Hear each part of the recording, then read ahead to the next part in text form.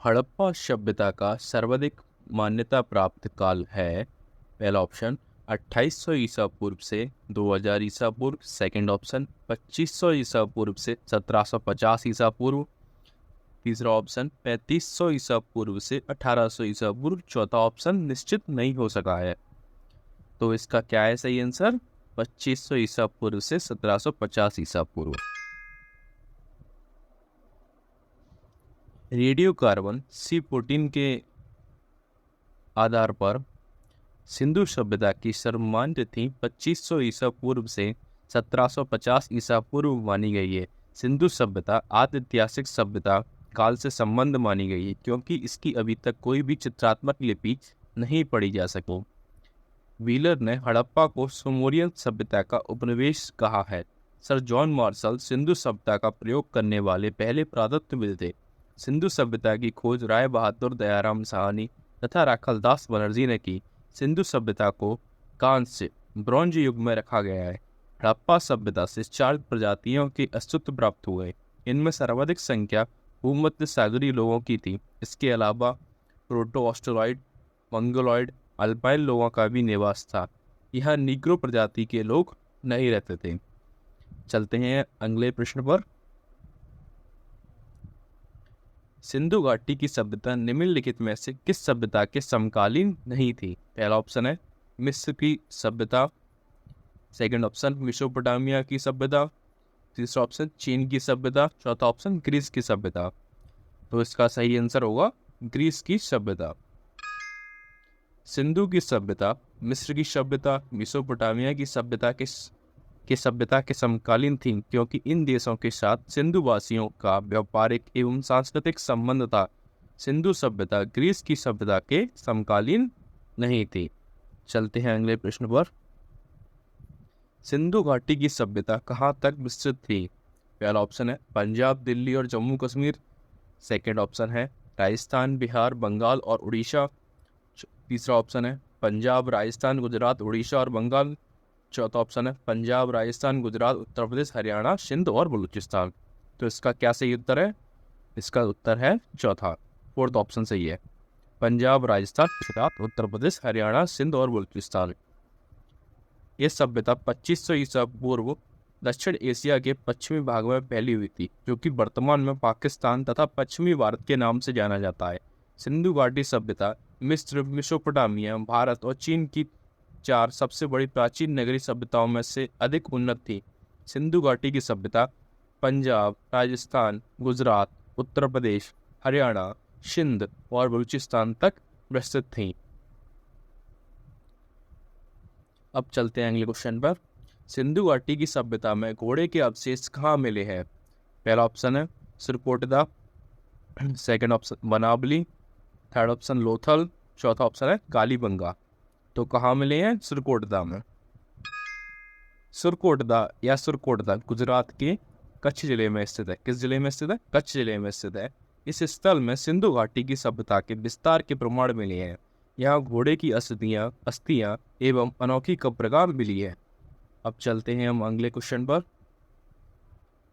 सिंधु घाटी स्थल कालीबंगन किस प्रदेश में है? पहला ऑप्शन है राजस्थान। सेकंड ऑप्शन है गुजरात। थर्ड ऑप्शन है मध्य प्रदेश में। चौथा ऑप्शन है उत्तर प्रदेश में। तो किस प्रदेश में है कालीबंगन? राजस्थान में।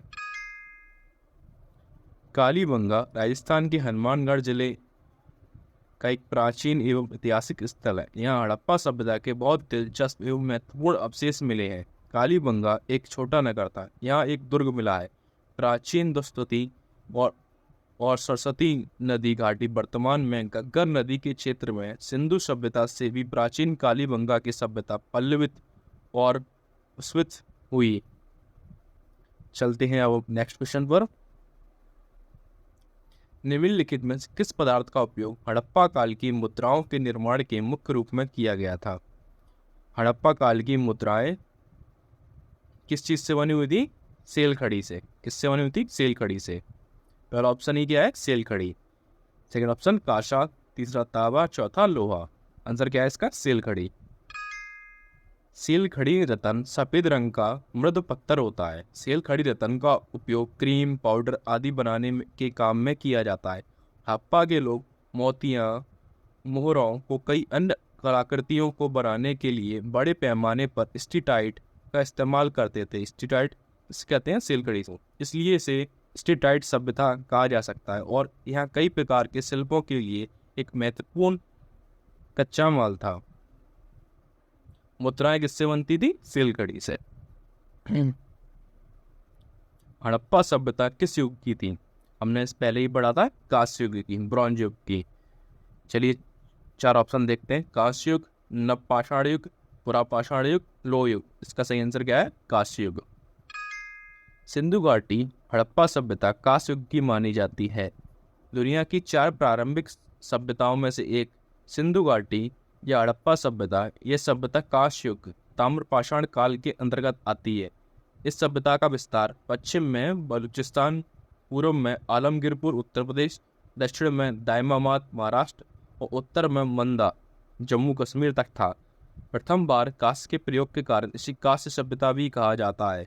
सिंधु घाटी के सभ्यता के 1400 केंद्रों को खोजा जा सका है, जिसमें से 927 केंद्र भारत में है। 80% स्थल सरस्वती नदी और उसकी सहायक नदियों के आसपास है। अभी तक कुल खोजों में से 3% स्थलों का ही उत्खनन हो पाया है।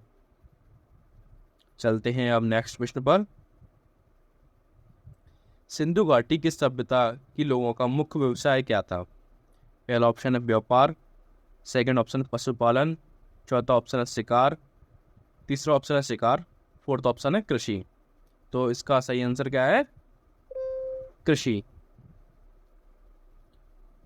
हड़प्पा सभ्यता, हड़प्पा संस्कृति, सिंधु सभ्यता में हमें कृषि और पशुपालन की पर्याप्त व महत्वपूर्ण जानकारी प्राप्त होती है। हड़प्पा सभ्यता के लोगों ने कृषि पर अत्यधिक ध्यान दिया है। मोहनजोदड़ो, हड़प्पा, कालीबंगन में मिले अन्नागारों से ये स्पष्ट होता है कि अनाज इतनी अधिक मात्रा में उगाया जाता था कि उनसे हड़प्पा वासियों, सिंधु वासियों की तात्कालिक आवश्यकता की पूर्ति हो जाने के बाद उन्हें जमा किया जा सके। सिंधु सभ्यता में फसल काटने के लिए संवत पत्थर या तांबे की रस्सियों का उपयोग होता था। यहाँ से कोई फावड़ा या फाल नहीं मिला है। कालीबंगन की पूर्व हड़प्पा अवस्था में हल से खेती किए जाने के साक्ष्य मिले हैं। ये हल संभवतः लकड़ी के बने हुए होते थे, इसके निचले सिरे पर लकड़ी या तांबे की फाल लगी होती थी। चलते हैं अब नेक्स्ट क्वेश्चन पर। हड़प्पा सभ्यता के निवासी थे कैसे? ग्रामीण, शहरी, खानाबदोश, जनजाति। तो कैसे निवासी थे? शहरी निवासी।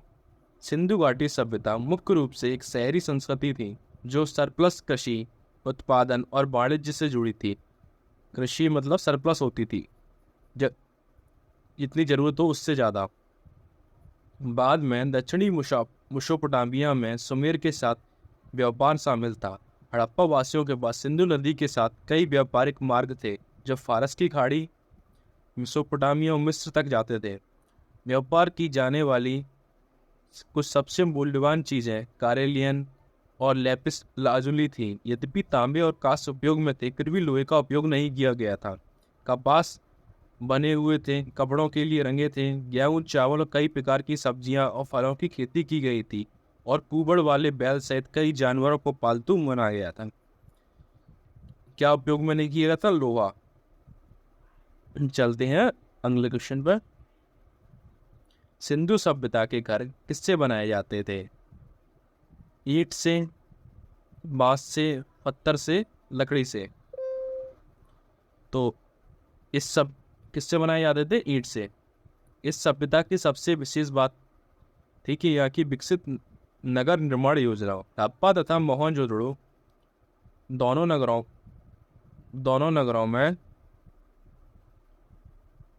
नगरों के अपने दुर्ग थे जहाँ शासक वर्ग का परिवार रहता था। प्रत्येक नगर में दुर्ग के बाहर एक उससे निम्न स्तर का शहर था जहाँ ईंटों के मकानों में सामान्य लोग रहते थे। इन नगर भवनों के बारे में विशेष बात यह थी कि ये जाल की तरह विन्यास थे, यानी सड़कें एक दूसरे की समकोण पर काटती थी और नगर अनेक आयताकार खंडों में विभक्त हो जाता था। ये बात सभी सिंधु वासियों पर लागू होती है, चाहे वे छोटी हो या बड़ी। हड़प्पा तथा मोहनजोदड़ो के भवन बड़े होते थे। वहाँ के स्मारक इस बात के प्रमाण है कि वहाँ के शासक मजदूर जुटाने और कर संग्रह में परम कुशल थे। ईंटों की बड़ी बड़ी इमारत देखकर सामान्य लोगों को भी ये लगेगा कि ये शासक कितने प्रतापी और प्रतिष्ठावान थे।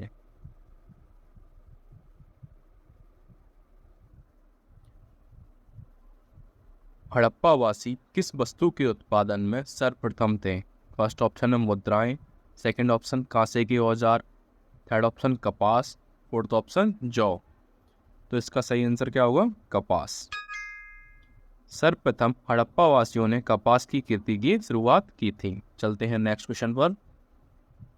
निम्नलिखित विद्वानों में से हड़प्पा सभ्यता का सर्वप्रथम खोजकर्ता कौन था? First option sir John Marshall, second option R D Banerjee, third option Alexander करिंगम, फोर्थ ऑप्शन दयाराम साहनी।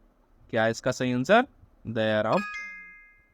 1921 में दयाराम साहनी ने हड़प्पा का उत्खनन किया। इस प्रकार इस सभ्यता का नाम हड़प्पा सभ्यता रखा गया। बाद दयाराम साहनी को इसका खोजकर्ता माना गया।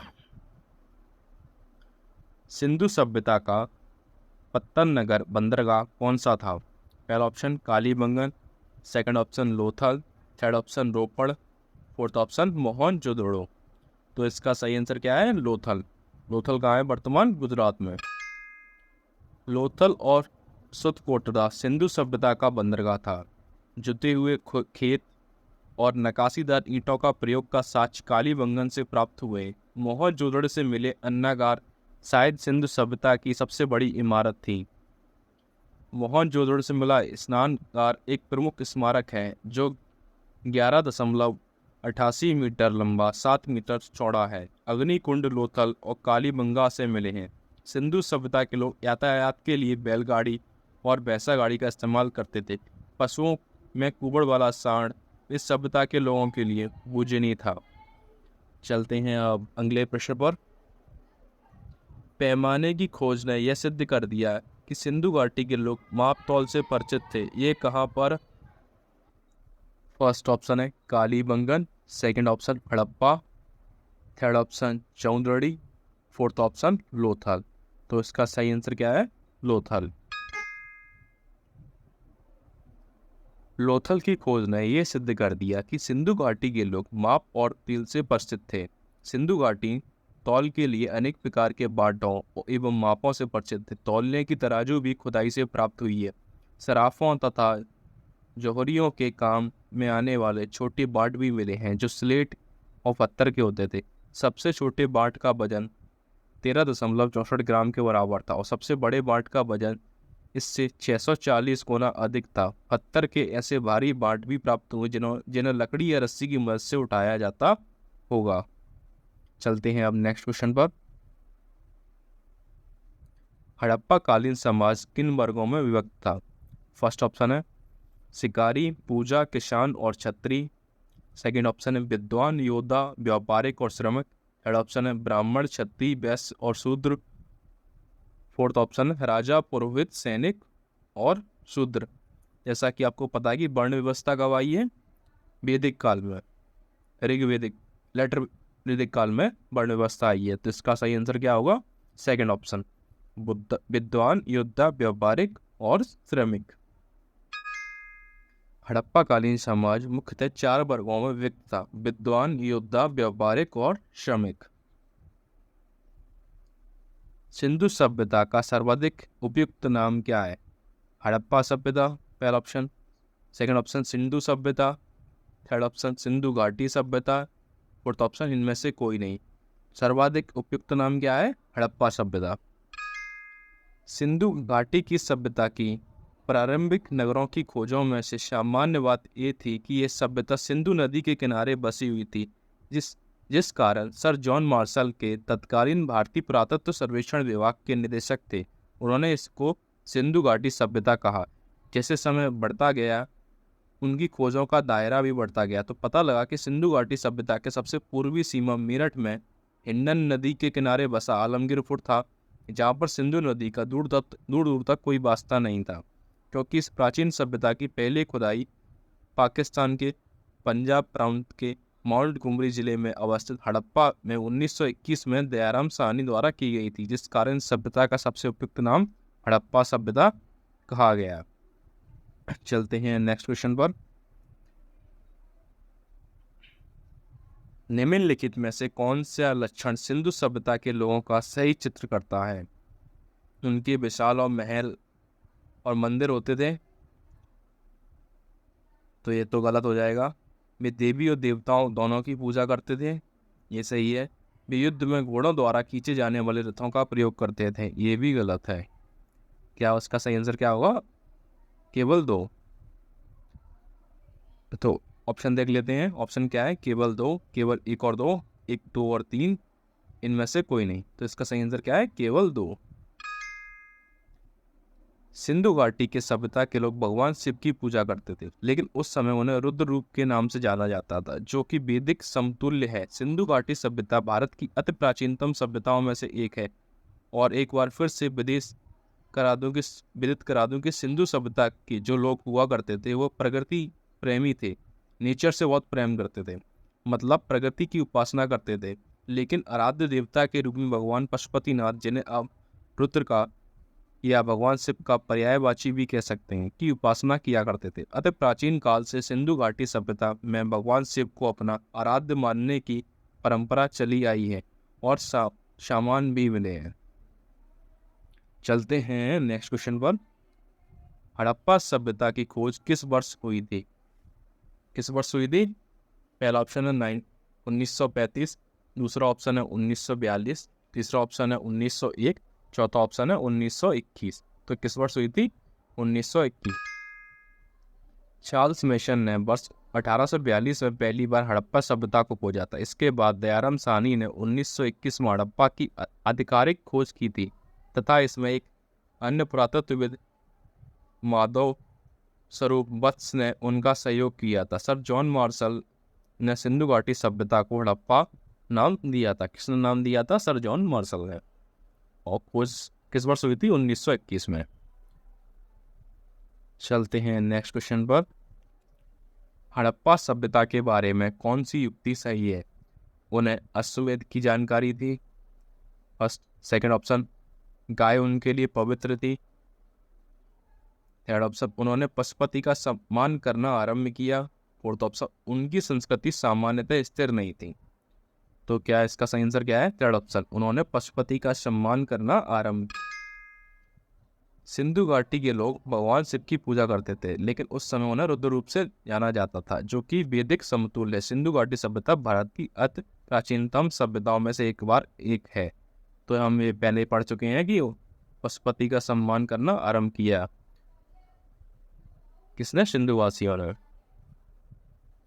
चलते हैं अगले प्रश्न पर। हड़प्पा के लोगों की सामाजिक पद्धति थी, क्या थी? उचित समतावादी। सेकंड ऑप्शन, दास श्रमिक आधारित। थर्ड ऑप्शन, वर्ण आधारित। फोर्थ ऑप्शन, जाति आधारित। वर्ण आधारित कब आया है? लेटर वैदिक में। और जाति आधारित तो काफी बाद में आया है। और दास श्रमिक आधारित भी काफी बाद में है। तो कौन सी थी? उचित समतावादी। इसका सही आंसर क्या है? फर्स्ट ऑप्शन, उचित समतावादी। हड़प्पा कालीन समाज विद्वान, योद्धा, व्यापारिक और श्रमिक वर्ग में बटा हुआ था तथा इस सभ्यता के लोगों का प्रमुख व्यवसाय व्यापार हुआ करता था। और ये लोग कपास की खेती के बारे में भली भांति जानते थे तथा ये लोग मुद्राओं का निर्माण करने के लिए टेराकोटा सेलकड़ी, जिसको सेलकड़ी का प्रयोग करते थे। हड़प्पा सभ्यता के लोग उचित समतावादी सामाजिक पद्धति पर आधारित थे।